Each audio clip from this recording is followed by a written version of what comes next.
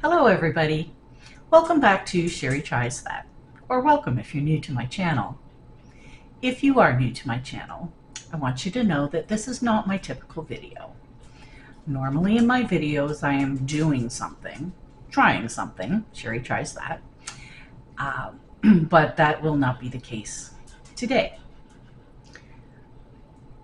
What I'm going to talk about today is Sherry tries living with a pacemaker. So briefly what happened was on a Tuesday, I had a doctor's appointment for a routine diabetes check. Um, I get blood work done every 3 months to test my A1C number and have a check-in with the doctor. So I was at this appointment and I mentioned that I hadn't been feeling well since Sunday, and I described my symptoms, and she took my heart rate and it was in the 30s. So she called an ambulance and had me sent to the hospital right away.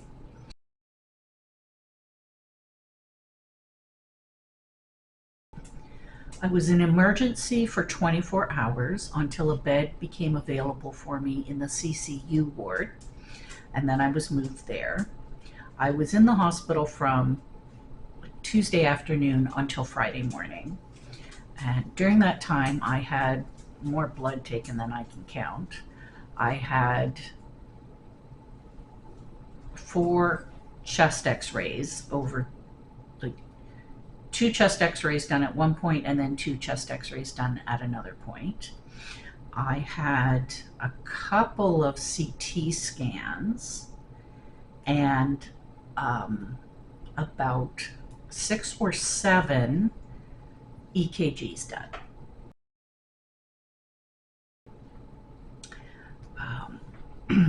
So basically what they found was that it was an electrical communications problem within my heart. At one point, when I was waiting for a chest x-ray, I overheard the nurse who brought me down tell one of the nurses that was helping in the x-ray unit that I was in 3rd degree heart block. This hadn't been mentioned to me. I hadn't heard this term. So when she was sort of face to face with me, I told her what I heard her say, and I said, "Is there 1st degree and 2nd degree heart block?" And she said yes. I said, "Is 3rd degree worse than 1st degree?" And she said yes. I said, "What comes after 3rd degree?" And she said, "Death." So this was, I can't even describe it. Normally I would have said something like my heart stopped, but that would be very inappropriate to say right now. It kind of shook me to the core. It's like I was in that kind of condition and no one had really told me. At no point, and this isn't meant to be a video that criticizes, the medical community or the way our hospitals run or anything like that, but at no point had anybody really explained to me what was going on or what I had or what I was looking at. I overheard it and I asked, and I'm glad that I asked, and I had a very kind nurse that realized I didn't know, and she took the time to draw me a diagram and explain to me. So she drew basically the 4 chambers of the heart, and she explained that, there's a natural pacemaker within the heart who sets the pace, and signals are sent out basically from the one chamber down to the chamber below, which goes up to the next chamber and then down below and that kind of thing. Somebody had told me before that the top of my heart was not speaking to the bottom of my heart. She explained it in a little more detail, which I'm not very good at relating, but she helped it make sense for me. And basically she said, the top of your heart is talking to the bottom of your heart, and the bottom of your heart is saying, "Can't hear you, can't hear what you're saying." So this is what was causing my problem. And it was serious. So basically, after a whole lot of tests, what the doctors decided was to give me a pacemaker, and it includes a defibrillator. And the reason I got a defibrillator is because back about 5 years ago, I wore a Holter monitor because I was having palpitations, and they did find that at times I had extra heartbeats. Um, it was, beating too much. And so in that kind of case, I guess a defibrillator is helpful. So they gave me the kind of pacemaker that has the defibrillator just in case I should need it. They said it can be a life-saving component. Um, they don't think I'm at high risk for needing that to be used, but because I had some signs of it in the past, they felt it would be most prudent to include that. So late afternoon Thursday, I had the surgery to implant a pacemaker. Um, Now, this all took place in Canada. The practices might be different in the States or elsewhere, I'm not sure. But here you are not put under general anesthetic for this. You are given a local and you are sedated, but you are awake and aware of what's going on. And at some point, you have to do things that they tell you. Basically, breathe in deeply, hold your breath. Okay, now release it. And that was all after they had implanted it, I guess, to make sure that things were hooked up right and whatnot. I don't know. Um, I I remember being hazy and groggy for it, and thank goodness. I wouldn't have wanted to be completely alert. There were parts of it that hurt so much. Um, I thought, wasn't that supposed to be local anesthetic? But it was more like pressure, I guess, not pain, like really hard pressure um, on my heart. Like I don't think I felt him sewing me back up. I think, I'm not sure, but I think that what I was feeling were the times when he was corkscrewing the wires into my heart. Because I think he would have had to have pressed hard to get those in. I don't know. But anyway, so I am home, as you can tell, and I'm recovering. So a couple of things kept happening while I was in the hospital. My heart rate was down, in the 30s or low 40s. So they put me on a medication IV drip, and they kept referring to it as this is what is keeping you alive right now.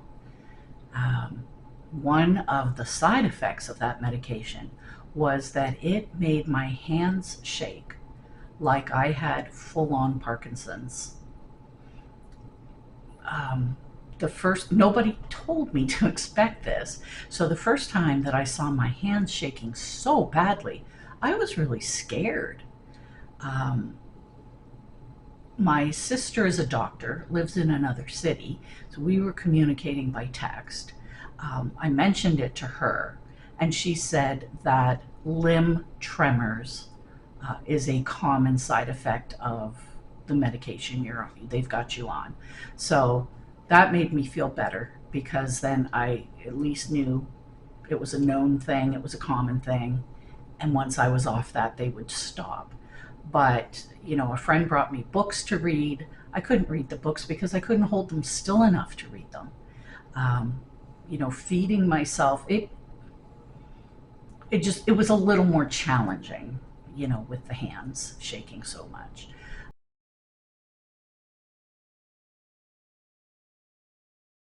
Well, I did have another nurse, James, who was fantastic.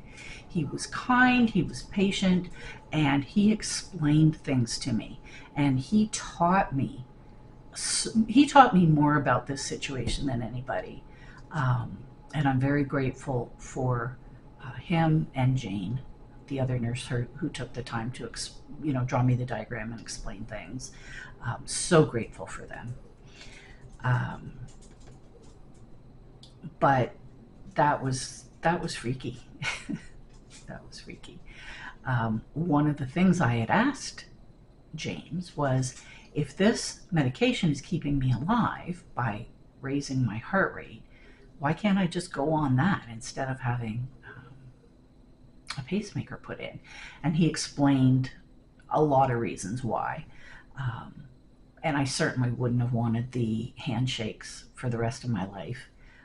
That would have made everything in life much more difficult. And when I say that the medication raised my heart rate to keep me alive, it raised it into the 40s. And I was told that they would program my pacemaker to go anywhere from about 60 up to 110 beats per minute. So 40 even seems awfully low if you're starting me at a minimum of 60. Um, that was pretty scary. I did not take pictures or anything. I think I took 2 selfies while I was in the hospital. Um, oh, there was one. Oh, something else. One of the nurses, first time she had met me, she's going about her business, and then she said, "Your pupils aren't equal." And I know that that can be a very bad thing. And so she let the resident know, who came in and did an assessment, did some tests, like, press on my hand, that kind of, those kind of tests, not like blood tests or anything. Um, and he agreed that they were unequal, but he was not concerned about it. Um, I did take a picture of that to send to my sister. I didn't take a picture of my monitor screen or the tubes coming out of me or anything like that. Um, so right now, while I am recovering, I am not to raise my left arm. The elbow should not go above my shoulder. I'm kind of struggling with that. It's very natural for me to raise that arm for all kinds of different things. But if you do that, so the wires are corkscrewed into the heart, and then they rely on the scar tissue to anchor those wires in there. So the problem is, if you raise your arm, you could pull one of those wires out before they're well held in there. So that makes sense to me, but it's so natural to lift my arm to do things that I'm having to be really careful not to. Um, my suggestion would be to put that arm in a sling. So it would be difficult to raise it, and it would, if you tried to, the sling would remind you, oh yeah, I'm not supposed to do that. Um, just a suggestion for any healthcare professionals out there. If you want to take that idea and run with it, go ahead. Um, so the first time that I took a shower and washed my hair after getting home, because you do have to keep clean, infection is one of your greatest risks during your recovery. A lot of people have wanted to come over and visit me and whatnot, and I have said no to everybody. Please don't. Number one, you put me at greater risk for infection, by coming in. And number two, I'm supposed to rest, while I kind of recover. And if people are going to come over, I will want to clean, prepare food, drinks, whatever. It would be very hard for me to just lie on my sofa and have company. So I thank you to everyone who wanted to come over and visit, bring me food, bring me companionship, what have you. I appreciate it, but please no. Anyway, I was saying that the first time that I took a shower and washed my hair, imagine trying to wash your hair with just one hand. Next time you're in the shower, think about it, try it. It's really hard not to lift that other arm to help. So that was interesting. It's definitely doable, but it was like, oh, oh. So anyway, um, even just getting a plate down, you know, I normally use one of the arms to open the cupboard and the other arm to grab the plate. So I just have to watch all those things right now. And it can take, well, you're not supposed to raise that arm for a good 30 days afterwards. Um, I'm not allowed to drive for a week just because some of the movements, right? Like even when I do go to drive, I have to be careful. Like I'll use my right arm to pull my seatbelt over, whereas I usually start with my left arm. And just turning the steering wheel, I'll just have to be careful to use the left arm for the bottom movement of the steering wheel and the right arm, for the top stuff. I don't know. Um, I have a checkup appointment. Um, so this is Wednesday. I've been home since Friday, and my checkup appointment is Monday. So then during that appointment, they will check to make sure all the leads are where they're supposed to be and that the battery is working and that the unit is working. Um, oh, the other thing that I'm really struggling with is easily overcome. Not complaining, I'm just letting you know what it's like. As Sherry tries living with a pacemaker, is my phone. So you are to keep your cell phone away from the unit. Right? Like they said, when you go to talk on the phone, don't put it up to your left ear, put it up to your right ear. Well, today I got a call saying, there's a problem with my account. I was pretty sure it was a fraudulent call, which was, but I was calling the bank to check. And I immediately put it up to my left ear, and it was like, "Oh no, no, no!" I hope I haven't ruined it. Um, so that's a habit I'm going to have to change. There were times when, if I was lying on the sofa and maybe I've got a bunch of stuff, or reclining on the sofa, not necessarily lying on the sofa, but if I had a bunch of stuff I was using with my hands, I often put my phone down right there to hold on to it and free up my hands. You can't do that because that can really interfere with the pacemaker. It can make it think that your electrical impulse is something that it's not, and then kick in and give you a little shockaroo. So we don't want that. My dentist, I had a dental appointment that I had to cancel, and they said, at your follow-up appointment, please ask, what does your dentist need to know? They said something about, well, it has to do with magnets as well. Um, you can't be near any strong magnets or magnetic field. And my doctor or my dentist said that there was something that they had on in the rooms that they will turn off for pacemaker patients. That's kind of scary. But anyway, there's probably a bunch of things that will come up that I will have to adjust how I do things as I learn, you know, as I learn more about it. I feel like I've read pretty much everything on the internet, but you get into situations that you hadn't thought of or they haven't addressed or whatever. So you have to be careful of magnets, magnetic field, um, things like cell phones. Um, what else? Of course, going through security at the airport.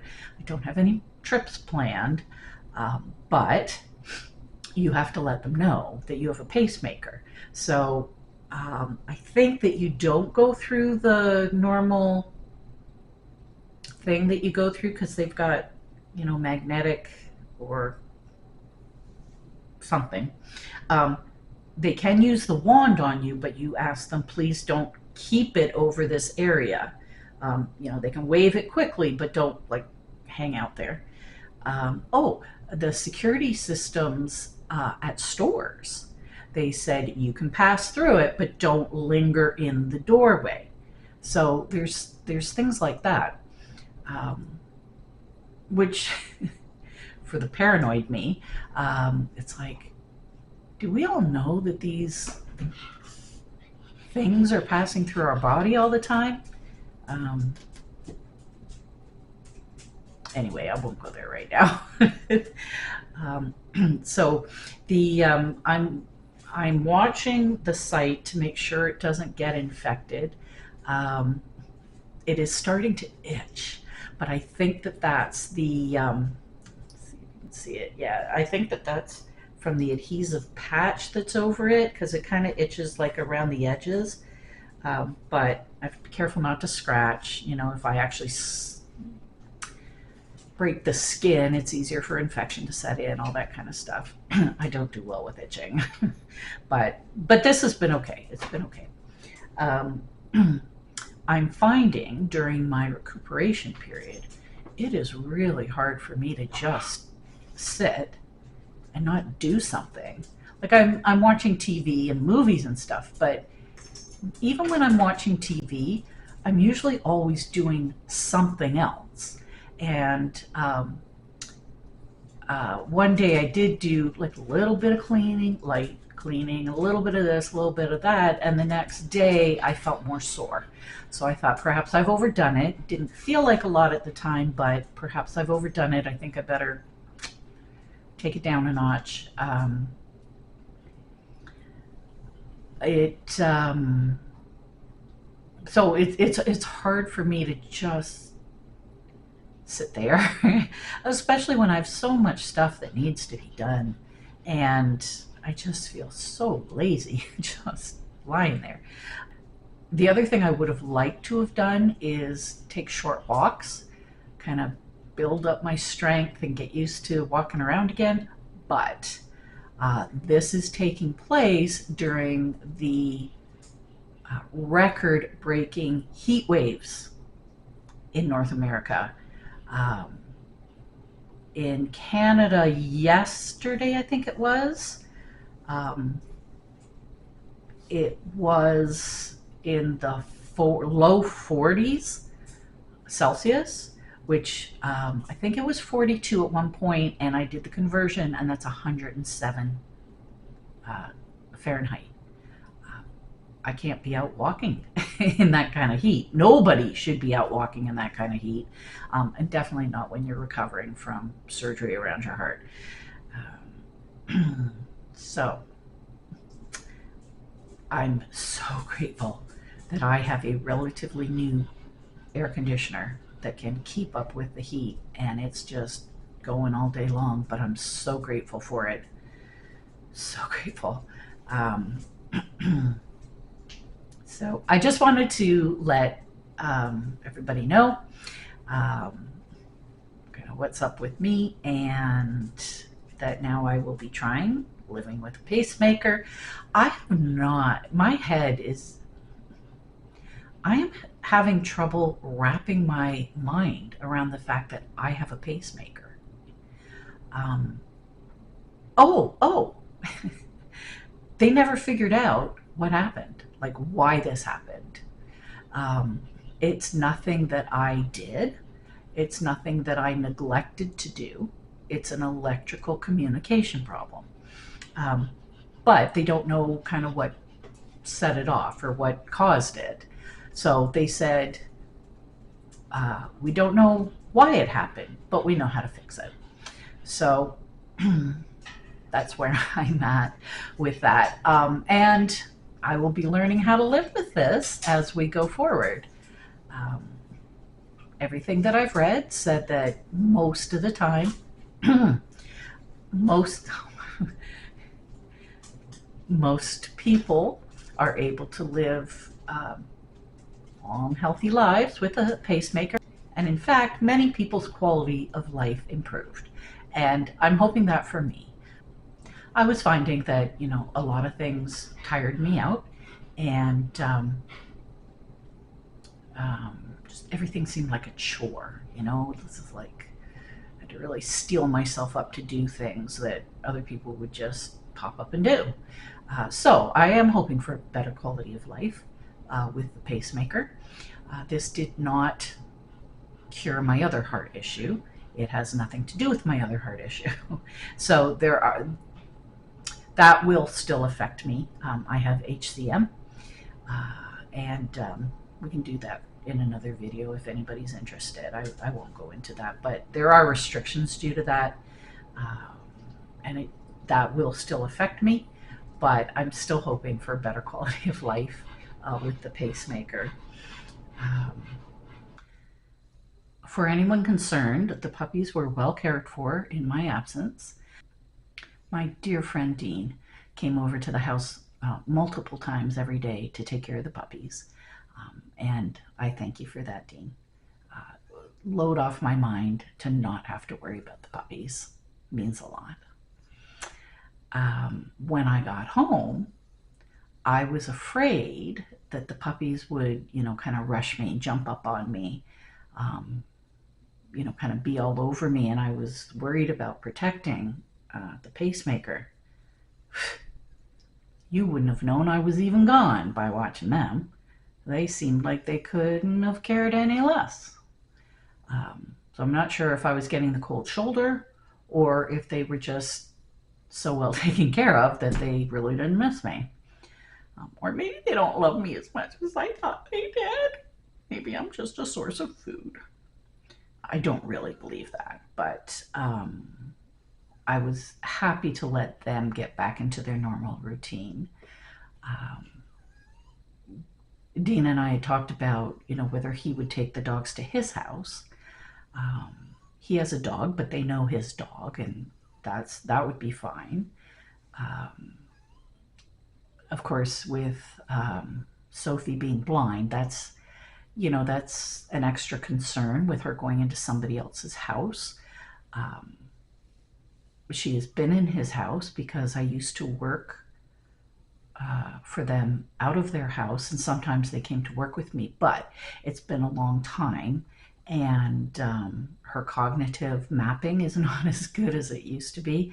And I don't want them to have to follow her around and make sure she doesn't bump into things and, whatnot.